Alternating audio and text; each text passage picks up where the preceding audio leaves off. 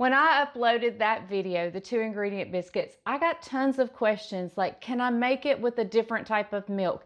Can I make it with this? Can I make it with buttermilk? Can I make it with regular milk?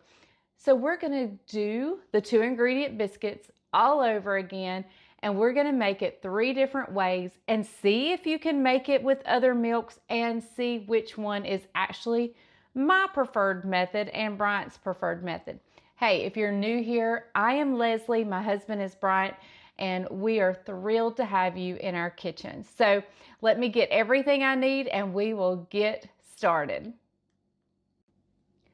So where this recipe starts is with self-rising flour.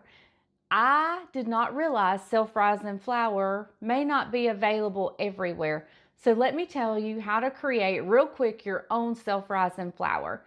You're just gonna need some baking powder and some salt and some all-purpose flour. So to every cup of all-purpose flour, you're gonna add 1.5 teaspoons of baking powder and 1/4 teaspoon of salt. So what you can do is just kind of put together your own container of self-rising flour. Just mix it up, make it, have it on standby. Thank goodness where I am at, it is widely available and I can just go and purchase a bag of self-rising flour, and that's where we're starting. So my original recipe will be linked down in the description below, or let me go ahead and give it to you. All it is 2 cups of self-rising flour and 1.5 cups of heavy cream. So that's how we're going to start making it today, is with heavy cream. I am cutting the recipe down since I'm going to be trying 3 different recipes of biscuits. So I'm going to cut my amounts down for the program right now. But the original recipe is 2 cups of self-rising flour and 1.5 cups of heavy cream. So, all right. Let's get started. Like I said, I'm cutting my recipe down, so I'm going just to 1 cup of self-rising flour. And since I'm cutting it in half, that means we're gonna do 3/4 cup. Look at me going and doing my math. 3/4 cup of heavy cream. At least I hope that's right. Hope my math teacher isn't watching. All right, so here we go. Let me grab a utensil to mix with and we'll mix this up.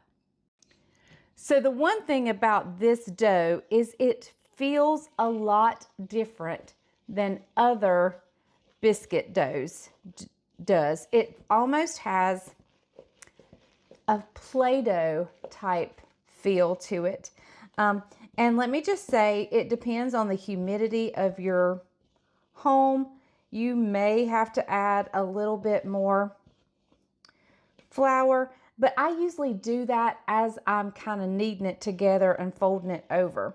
So this, like I said, this dough has a kind of a unique texture. So I'll show you the biscuits when I get them cut out. So I'm just going to put a little self-rising flour on my board here, and we're going to take this dough, which is a little bit wetter than what I would like,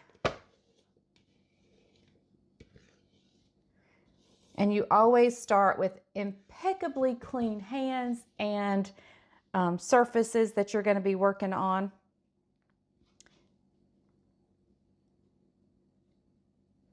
All right, so I just kind of like to roll this in the self-rising flour a little bit, just so I can get it to where my hands are working it and it's not sticking to my hands.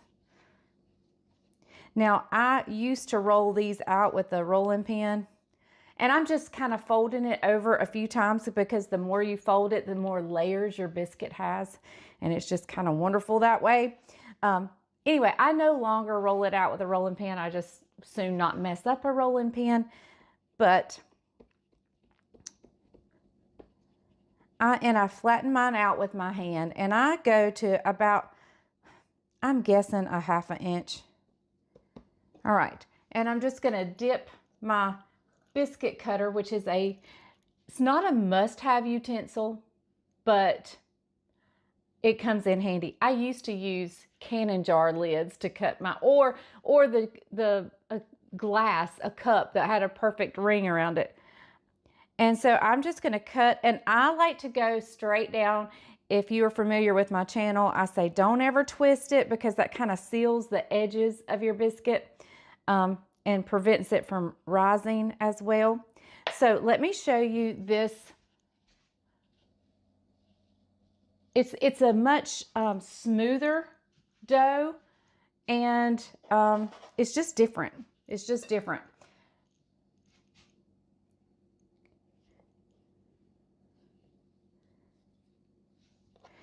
And I like to put my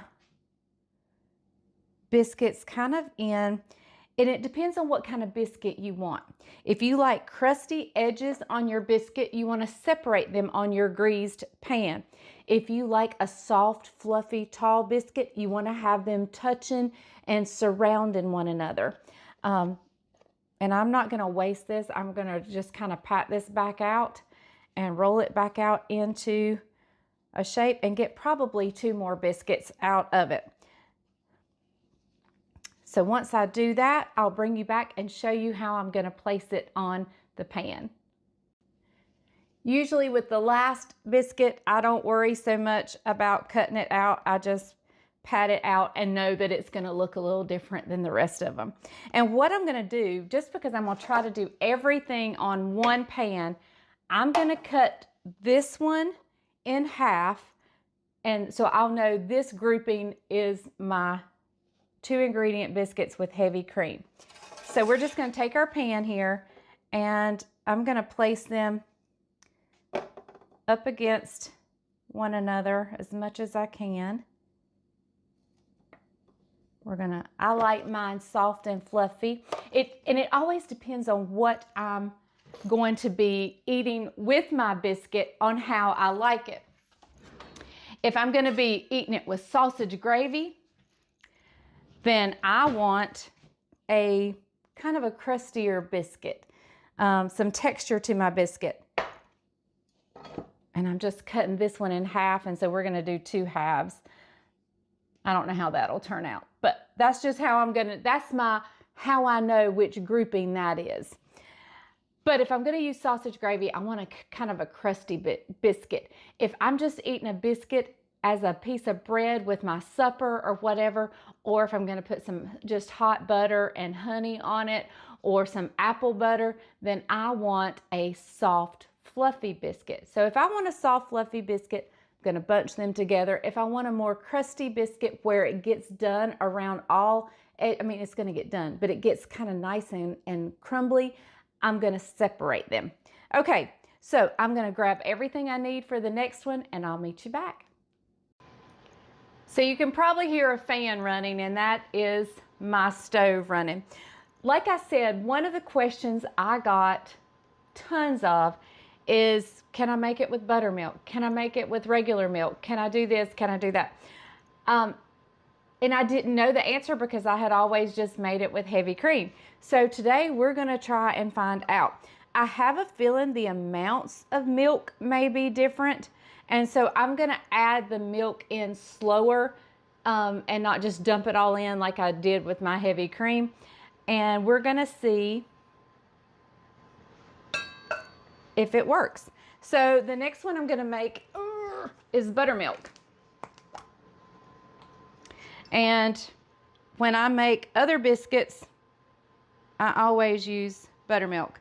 I poured way too much because I think it's going to take less, if anything, but we're going to see. So I'm just using the same bowl. We're going in with the same stuff.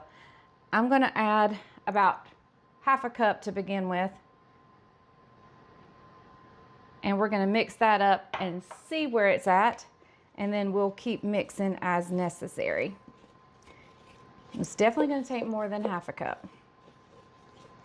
I thought it would take less buttermilk than it did the heavy cream, but it may take more. All right, let's go with a little bit more. All right, now we're at 3/4, which is where we were with the heavy cream.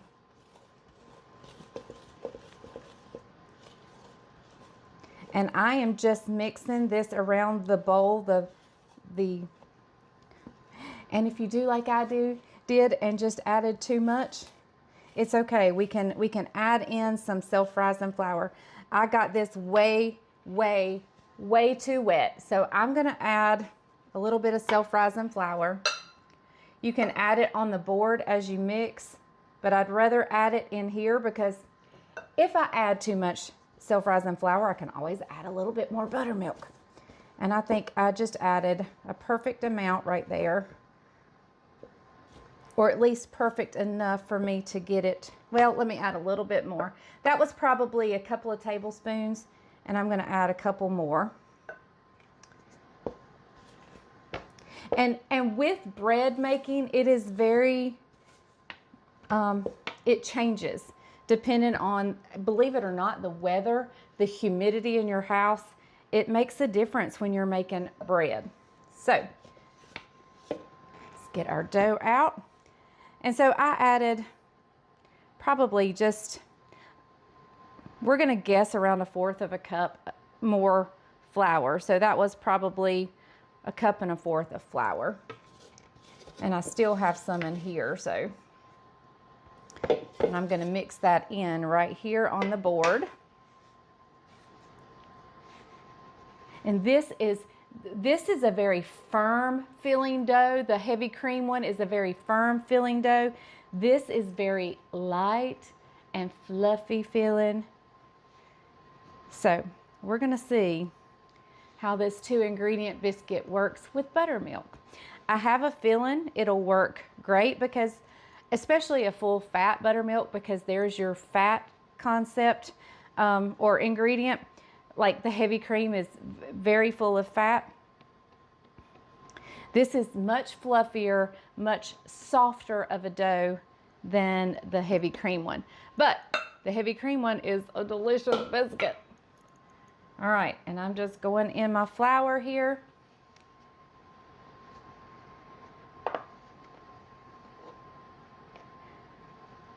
Look how fluffy that is. We might get into this and prefer the buttermilk one. I did not roll these out probably quite as, I like to roll mine, or not, I say roll mine, but I don't roll it anymore, but pat it down to about, and if your dough starts to stick on the bottom, just take you a scraper, a knife, a pastry scraper, and just, you know, sprinkle a little more flour on your board. And like I said, I just keep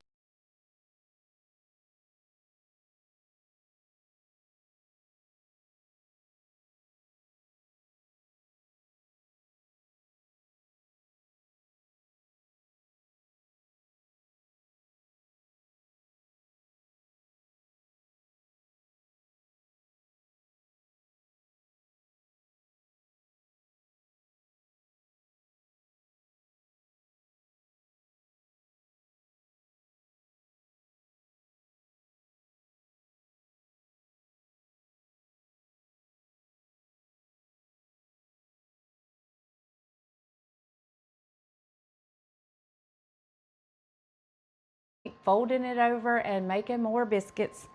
So it looks like we're going to get about the same amount. And I'm going to, so we have a good idea, I'm going to butt them up together much like I did the other ones. And we'll know the ones in the middle are the buttermilk. And then we'll do, I always refer to whole milk as sweet milk. Do you guys refer to it as sweet milk?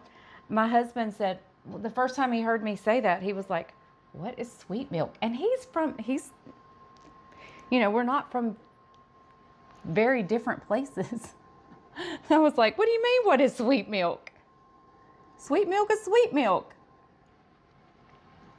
All right, I'm gonna have to slide these over so we can get everything on one pan because I want to bake them at the same time. So here with the ones in half is my heavy cream. Here is the ones with buttermilk. Let me bring it over there to you so you can see the difference. Here is our heavy cream, much denser, heavier. These are very soft and very fluffy. And you probably don't know that unless you're feeling it. So, okay, let me grab everything I need for the next batch and then we'll be going in the oven. So we have one more biscuit to go, and that is with whole milk. Well, it's with regular milk. This is actually 2%. And so we are going in with 2% milk. I have a cup of self-rising flour, but let's recap before we go any further. The heavy cream biscuit was 1 cup of self-rising flour, and I used 3/4 cup of heavy cream. The other one, I used a little bit more than a cup of self-rising flour and 3/4 cup of buttermilk. So I would say it was probably a cup and a fourth of flour, but start with the cup and add if you need to. All right, so in here I have my cup of flour, self-rising flour, and I'm gonna start with 1/2 cup of milk, and we'll stir and see where we are.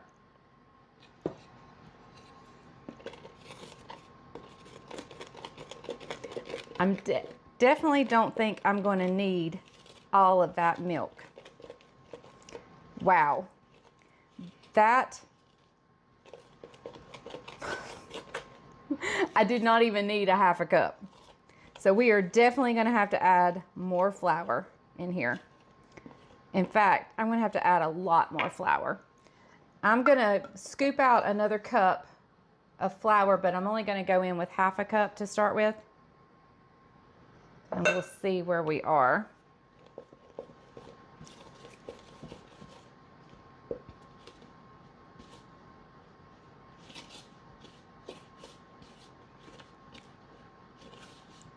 Okay, there we go. So you definitely do not need much regular milk. So let me get the camera over here and show you what the actual dough is supposed to look like. What you want is a nice shaggy looking dough, much like this. See how kind of shaggy it is? And when we start folding it and putting it together, it's going to come together. But there, it's very moist inside, you can see, but we're going to kind of mix it out here on the board. And so that's all going to come together. But this is kind of what you want your dough to look like before you start not really kneading it, because we're not kneading it. We're just kind of folding it over and cutting it out. Okay, so I have my dough out here on the board, and I would say it's going to be kind of a mixture of the two other textures. It doesn't feel quite as soft and fluffy as the buttermilk biscuit, but not quite as smooth as the heavy cream one is. So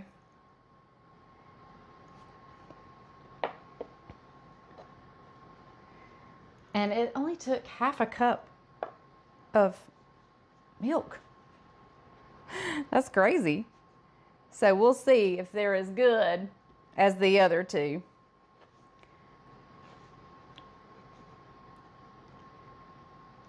And it doesn't look like it's gonna, it doesn't look like they're gonna be as pretty. And believe it or not, even though I added a lot more flour, it doesn't feel like it's gonna be, if it's not gonna make as many biscuits. But we'll see. No, I'm only gonna get 3 cut out ones and 1 hand patted. So that's how we'll know it's the milk one, is I only got 4 out of it. Now I kind of want to fold this over just to make it a little smoother on top. Like I said, these don't feel quite as pretty. All right, let's slide this out of the way.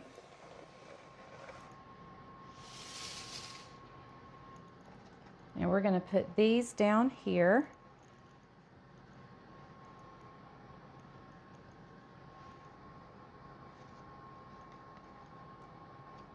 Okay. So here we have our regular milk, our buttermilk, and our heavy cream. So my oven is preheating to 450. I'm going in at 450. Pretty hot, I know. Usually I'm at 400, but today we're going in at 450. So let me grab, I'm going to get just a little dab of buttermilk. I like to top the tops with a little bit of buttermilk. Sometimes I do that, sometimes I don't. But let me grab that and I'll be right back. This does not count as one of the ingredients, by the way. This just, because it's not necessary, this just kind of gives it a pretty little sheen on top. Now I'm going to get some butter out and soften up some butter. Bryant, my husband, is at the farm, and I'm going to call him home to come have a little snack and a little taste test with me, and we'll determine out of these which ones we like the best. All right, so it's going in a 450-degree oven just as soon as it gets preheated completely, and I'm going to let it go. I'll check it at the 10-minute mark, but it could be anywhere between 10 minutes and 15. You just don't want it to burn. Don't burn your biscuits. You can't burn your biscuits. Biscuits are too good to burn. So we will be back. I'm going to get these in the oven. I'm going to get my mess cleaned up, and I'll meet you back. Well, I believe I'm going to get them out of the oven real quick, and we're going to take a look.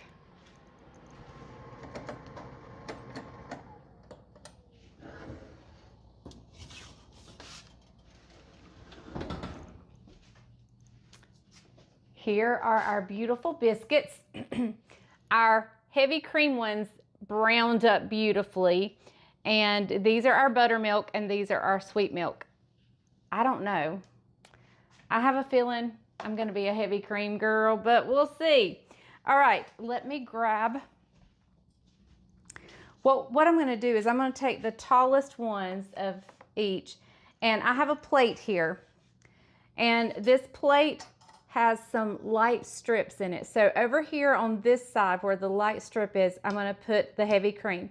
In the center, I'm going to do the buttermilk, and over here, I'm going to do the regular milk. And we're going to see kind of how they stand up to each other. And then we'll call Bryant home from the farm. All right, so here is my heavy cream biscuit.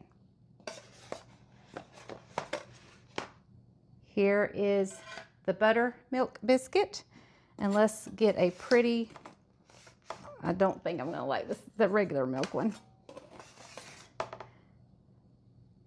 Here is the regular milk. So here we go. They're kind of all even as far as height goes. I can't say that one is significantly taller than the other. So here we go so far. Let me call Bryant home and let's give this a taste test. While we're waiting for Bryant, let me show you the texture of each one. I've gone over and got another one. We still have our plate ready for us to taste test. Here, look at that steam coming up. This is the heavy cream one. Look at that. Oh my goodness, that looks beautiful. Here is the buttermilk one. It's definitely firmer, but still a pretty texture. And here is the regular milk one. Again, a beautiful soft crumb, but definitely more dense. Out of all of these, the inside of the heavy cream one seems the fluffiest. So, but what counts is the taste. Well, I've got him in here. We're gonna taste test the biscuits. This is my 2-ingredient biscuits. Right. One, the traditional with heavy cream, okay, buttermilk, and sweet milk. Oh, comparison. Comparison. So right. Contestant number 1 is the heavy cream. Which, do you want the top or bottom? Give me the bottom. Bottom, okay. And we have some melted butter here and some apple butter. What do you want? I'm gonna do apple butter. I'm going with butter. All right. I'll do half and half. Okay. Ready? Delicious. It almost melts in your mouth. Fluffy. Fluffy, fluffy, fluffy. And believe it or not, that's the most dense dough we had. It's the heaviest dough. Yep. All right, we'll try butter. It's so good. Got you a little Pepsi too. Tastes like Cracker Barrel. It's so good. So good. You ready to move on to contestant number 2? This is buttermilk. This is made with buttermilk. It's a little bit drier looking to me. Right. Top or bottom? I'll do bottom. Okay. And I'm going to do butter this time, not apple butter. Because I think apple butter... You don't get the flavor of the biscuit. Right. Took away. All right. Here we go with the buttermilk one. Here in the South, you use butter anyway, right?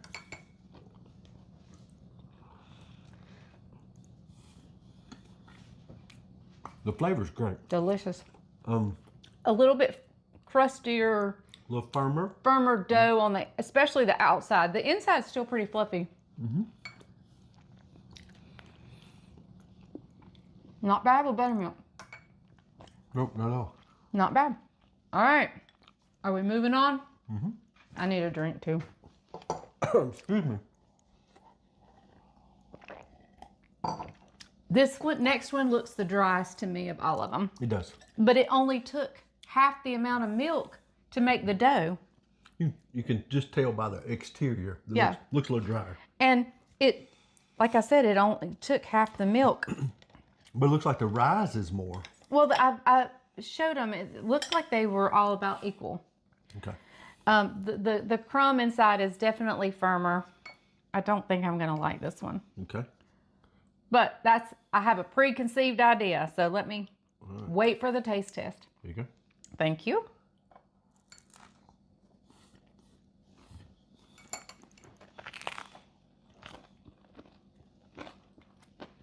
And this was regular milk? And like I said, it only took half the amount of milk to make the dough, but it is definitely a drier biscuit. It's the one I like the least. It's not a bad biscuit. It would be great with gravy. Yes. Smother this with some sausage gravy. Yeah. Yeah. Be delicious. Yes. It's not a bad biscuit, but I'm gonna My favorite's the heavy cream. lean toward the heavy cream. Yeah. Yeah. So good. The I'm back on the heavy cream one. I picked it up. The buttermilk one was good too. This just melts in your mouth. The other you have to kind of chew a little bit. All right, so that's the wrap up of the taste test. And you say? I say heavy cream. I say heavy cream. You heard it. Go ahead. You heard it right here on the Farming Pastor's Wife. The heavy cream 2-ingredient biscuits is phenomenal. Hands down the best. Remember, if you don't have self-rising flour, it is 1 cup of all-purpose flour to 1.5 teaspoons of baking powder and 1/4 of a teaspoon of salt. Create your own self-rising flour and enjoy this. It is so very good. Thank you so much for joining us. And as my tagline says, remember, if the grease is hot enough, you can fry anything. Bye, y'all. Bye, guys.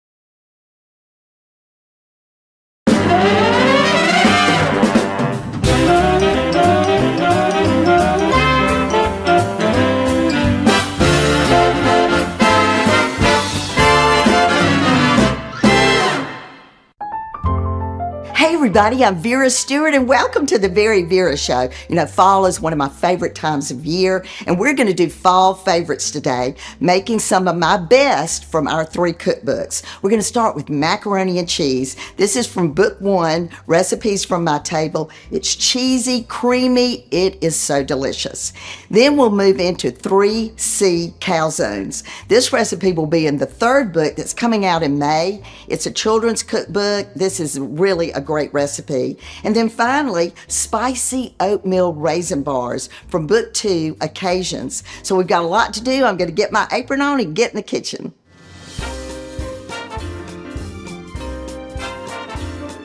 All right, so macaroni and cheese is probably one of the most popular recipes that's in book 1, Recipes from My Table. And so I really am excited to share it with you. So there's a couple of things that you have to do in advance, and one of them is cooking the elbow macaroni. So whenever you're putting that into a casserole that's going to go in the oven, err on the lower side of that cook time so that it doesn't get overcooked when it goes in the oven. All right, so now we are going to add to this macaroni the sharp cheddar cheese, and I've got my box grater sitting out because I wanted, you know, I say all the time we always hand grate our cheese, and that's what we use to do it. All right, so then I've got my Havarti cheese, and then my Monterey Jack. So like I said earlier, this is 4 cheese macaroni and cheese. So you can't have creamy macaroni and cheese without Velveeta. So that's the last of the cheeses that's going in, and we cut it into cubes so it'll melt a little bit faster. All right, now I'm gonna add in my softened butter to this. And our recipes are always on our website at veryvera.com. All right, so let me stir this about for just a second before I add my cream. And this bakes into like a 9 by 13 casserole dish. So for Thanksgiving or anytime you're having the whole family over, maybe you're picking up fried chicken, this is the perfect dish to go with that. All right, so now I'm gonna add in my heavy cream. And this is one of the ones that you can get your young person in the kitchen with you if they're getting excited about learning how to cook.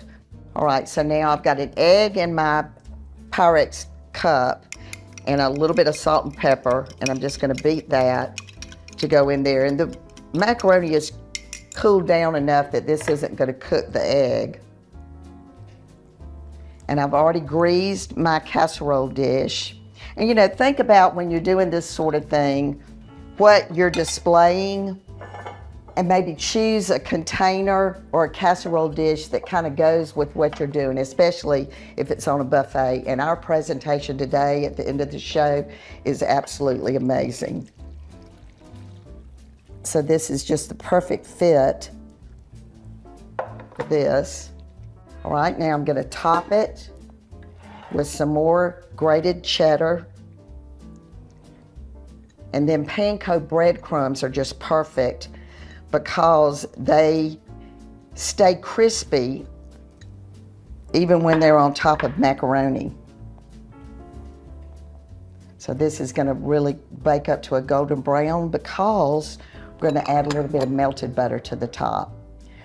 All right, so this is going into a 325-degree oven for about 25 to 30 minutes. And when we come back from the break, we're gonna get started on the 3C calzone that's gonna be in the new cookbook. So come back with me.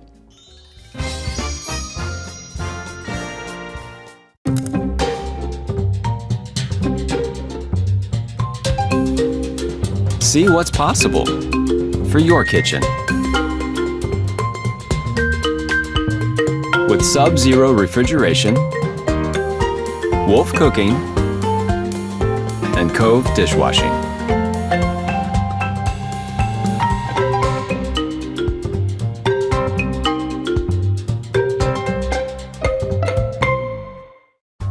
Every spring, thousands of patrons gather in Augusta for the golf event of the year.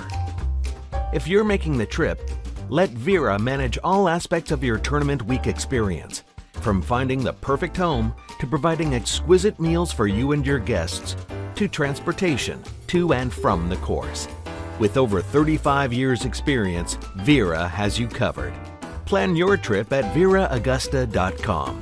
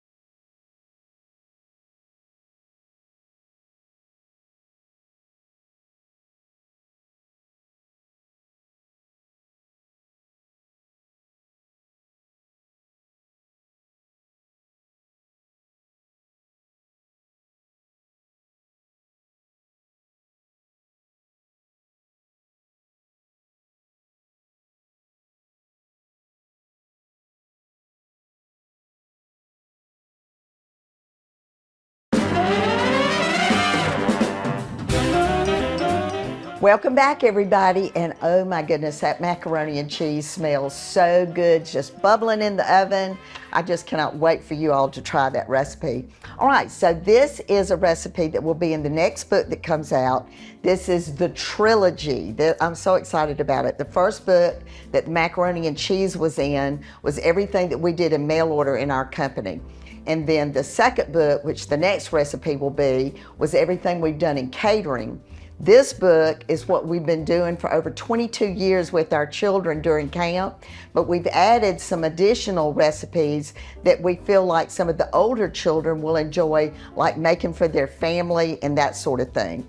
All right, so this is the 3C calzone that's going to be in the book. So what is the 3 C's? What does that stand for? It stands for cheesy, chipotle, and chicken. So this is just a really fun recipe for the children to make, and it's a really good snack for after school, or even if you're just having supper and watching football. All right, so what we've done is I go to the refrigerated section of the grocery store and get the Pillsbury pizza crust dough. So that's what I've done. I've opened up that. Now I'm going to put some flour on my board because we're going to get 8 rectangles out of this. And keep it cold until you're ready to use it. It just makes it work a little bit better. So now I'm going to add a little bit more on the top here. And what we're going to do is make this just a little bit thinner with the rolling pin. And even getting the children involved in using a rolling pin and taking their time and paying attention to what they're doing is also important. So some of the steps in this book, the recipes all of you will enjoy making. But what we've done is take a little bit of extra time in discussing the steps on recipes so they understand it. All right, so now I'm going to take and go straight down the middle. In the middle there. Same thing here. So you're getting 8 rectangles.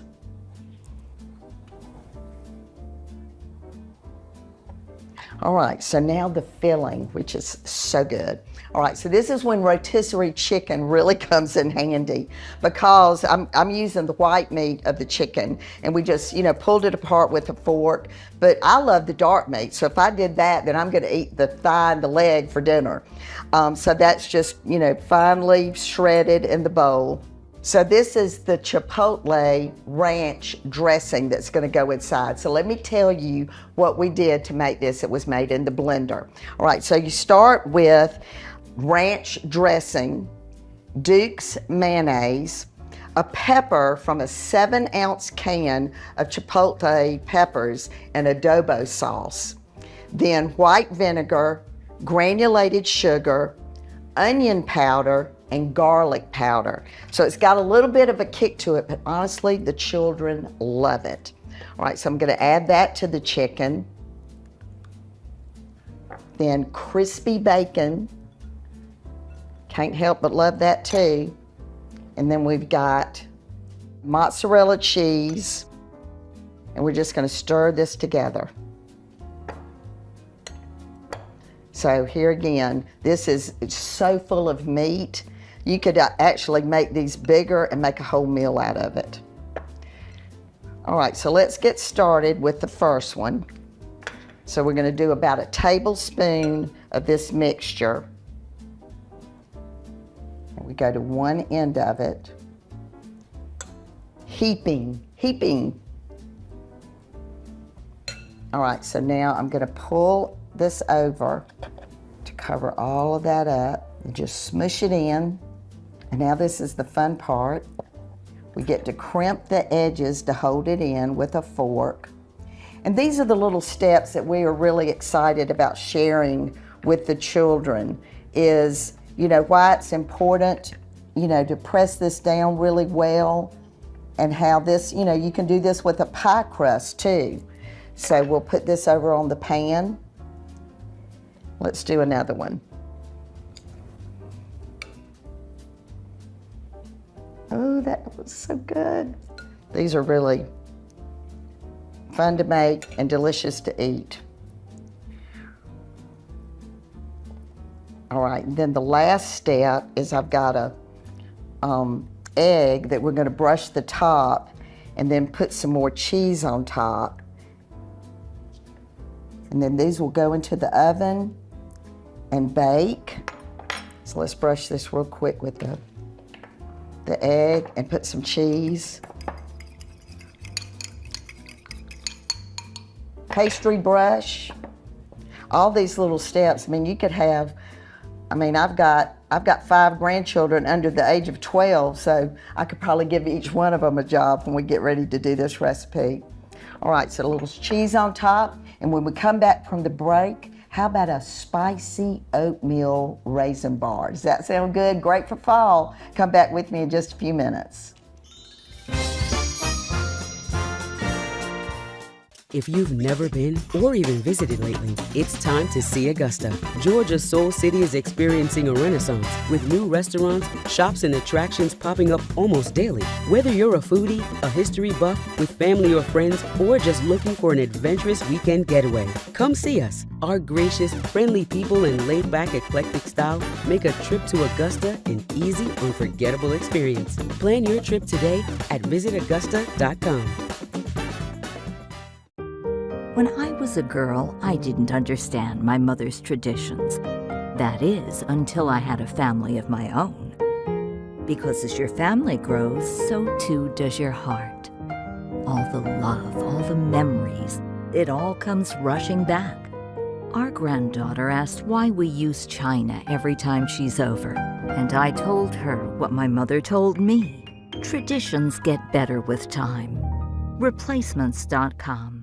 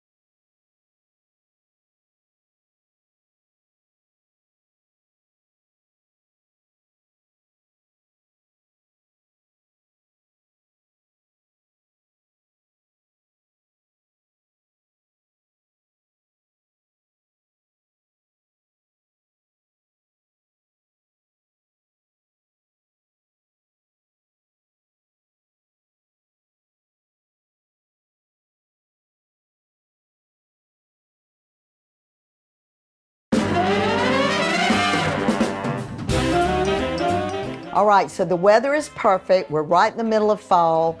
The kitchen won't get too hot when you make all these recipes, so I really hope that you will try some of these. This time of year, the aromas, the taste, the crunchiness, all of the things that make fall just so much fun for food. And for our family, you know, we're all enjoying football. There's just a lot of easy suppers that we're doing because we might be watching football Monday, Thursday, Friday, Saturday. So this is one of those recipes that will be really handy to make.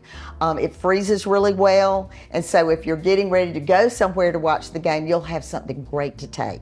All right, so these are the spicy oatmeal raisin bars. I've got my light brown sugar in the mixer. I'm going to add my granulated sugar, and I've got 2 sticks of butter, and it's at room temperature. Just look at that.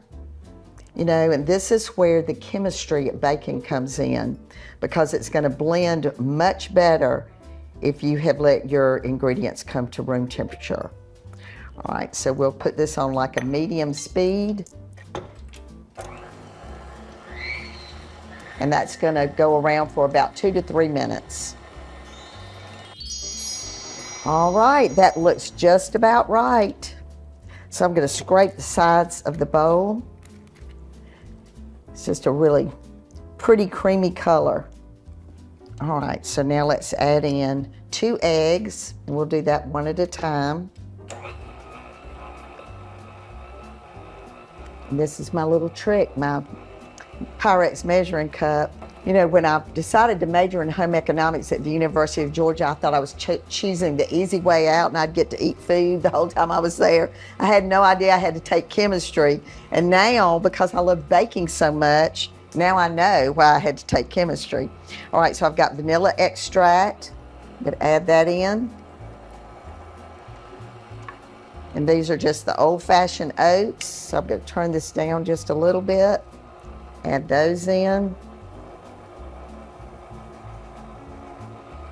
And then my flour. You know, and we love to suggest, and even in this children's cookbook that we're doing, we suggest that you get all of your ingredients measured before you get started. So you're not stopping and, you know, doing the next thing. Okay, so now we've got baking soda. And this is why it's called spicy. We have cinnamon, salt, ginger. You know, honestly, I beat Bobby Flay on Throwdown with Bobby Flay with my carrot cake, and he put ginger in his cake, and I beat him. That's one of my favorite stories. Okay, so now coconut. And you know, if some of these ingredients do not suit your family, you could certainly leave the coconut out if you wanted to. It wouldn't affect anything. I really love it in this recipe. So let me scrape the sides one more time.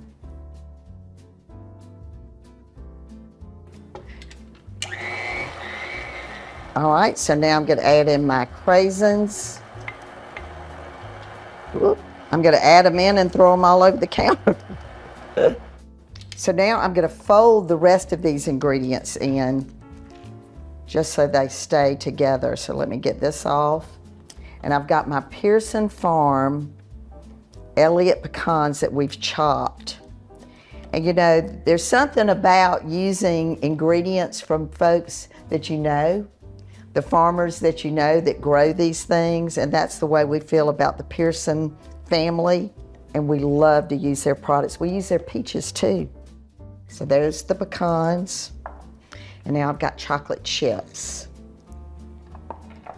So this is like the more sophisticated older sister of an oatmeal cookie.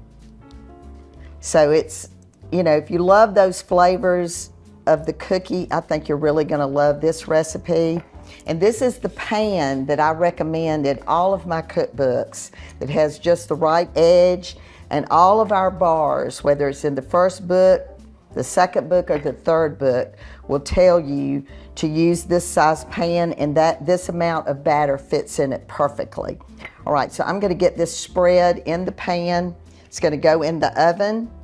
And then I'm gonna get this apron off and get in the backyard because I'm gonna set the most amazing fall event landscape in my backyard to show you with all of my goodies from Replacements Limited. So come back with us in just a few minutes.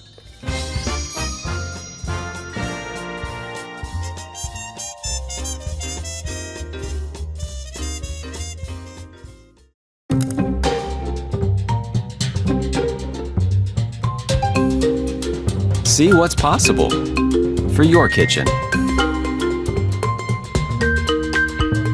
With Sub-Zero refrigeration, Wolf Cooking, and Cove dishwashing.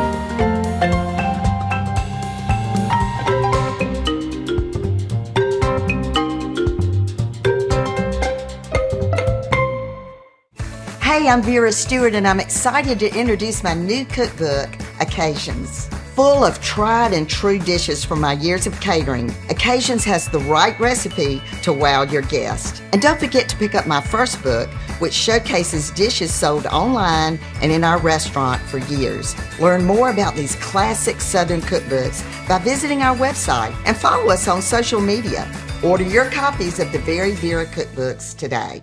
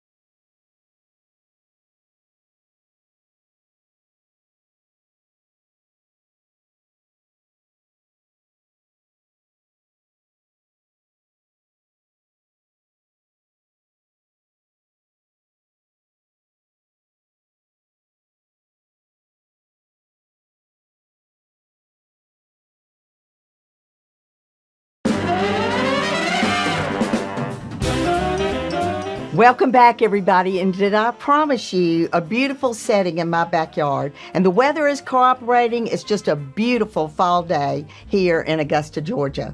All right, so we're gonna walk back through what we did today, and we're gonna do it by course. So this is the 3C calzone. Look how beautiful it plated. The sauce, we put some more on the side. It looks really great. You can see from when I put the butter on top and the cheese, it got really nice and golden brown. So I just love the way that looks. So it looks as good as it looks, but it looks even better because Replacements Limited has worked with me on every one of these courses today to provide the perfect place setting for these meals. The tablecloth came from I Do Linens in Atlanta. They have every imaginable color, fabric, design. It's just incredible. So this bright green works really well with the charger plate or service plate that I got from Replacements Limited, and I actually love the center of it as well. But this leaf plate that comes, as you can see, in 4 different colors really makes it beautiful. If you want to do an assortment of plate colors, don't give everybody the exact same one. The flatware is incredible, looks really good, and I love the glassware as well with the little bees on it. It's perfect. Flowers on Broad did the flowers, and so everything just came together perfectly. All right, now we're on the main course, and the star of the show on this dinner plate is our macaroni and cheese. And what pairs better with that than a big old pork chop with a bone in and green beans, Southern style. The macaroni and cheese is so creamy. And if you do happen to have any left over, if you'll heat it up with a little bit of chicken broth and just stir it together just to keep that moisture going. But the crispiness stays there in the panko breadcrumbs. So I love the way that this turned out. So now here we go again with Replacements Limited. I just can't do it without them. I mean, I'm almost to the point where I've said before that I'm going to choose my vessel for a buffet and then determine what food I need to put in the vessel. And I'm getting to the point where I'm doing that with Replacements Limited. Does this look like this plate was made for these 3 dishes? Absolutely. I just love it. So the feathers, the fall looks, the vine, everything about it. And this charger, just look at that. And you could use this with a variety of pieces that are already in your cabinet.